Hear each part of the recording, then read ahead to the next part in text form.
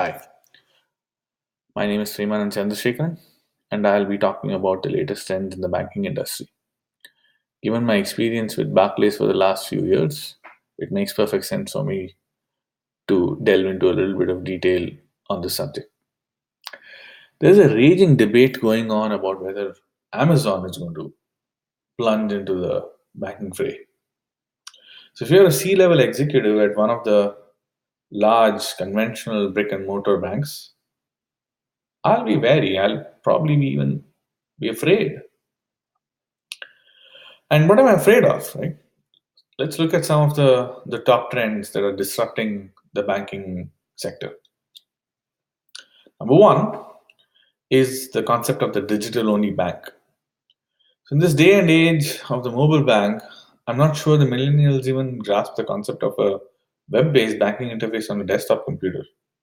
Imagine the plight of a CEO who owns several brick and mortar branches. Banks that don't have a robust mobile experience are almost enough also ran.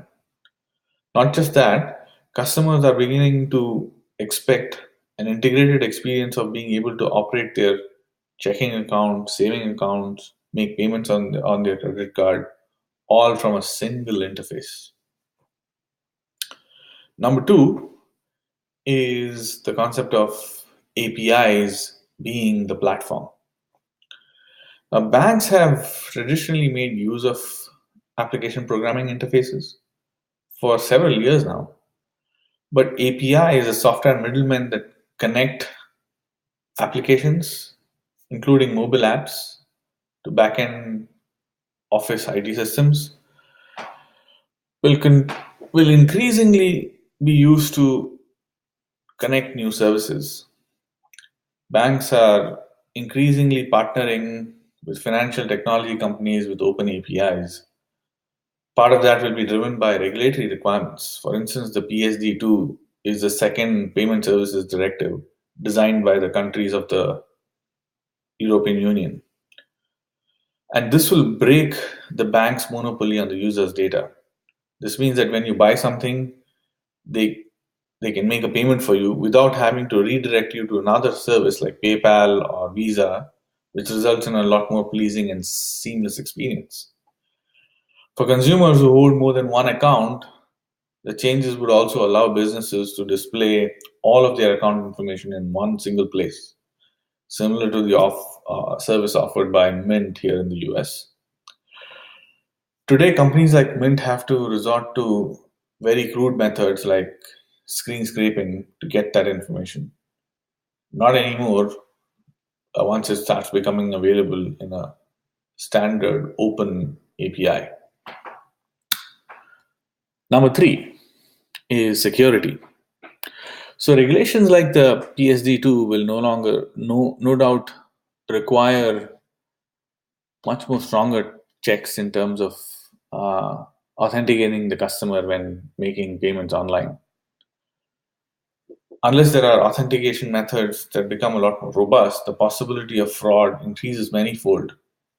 So it follows that there will be a lot of innovation in the adoption of novel authentication methods based on biometrics, for example. So facial recognition, voice prints, fingerprint scanning, etc. Number four is big data, AI, insights. Information starting to become available so readily means that techniques like AI, machine learning, etc., will allow banks to automate even more processes than what were conventionally possible previously. Like, for instance, customer service interactions through the use of chatbots. It also enables fraud detection and prevention through the analysis of anomalies in spending, for example. So, if you're a C level executive at one of these large banks, you can no longer afford to continue operating like a conventional bank.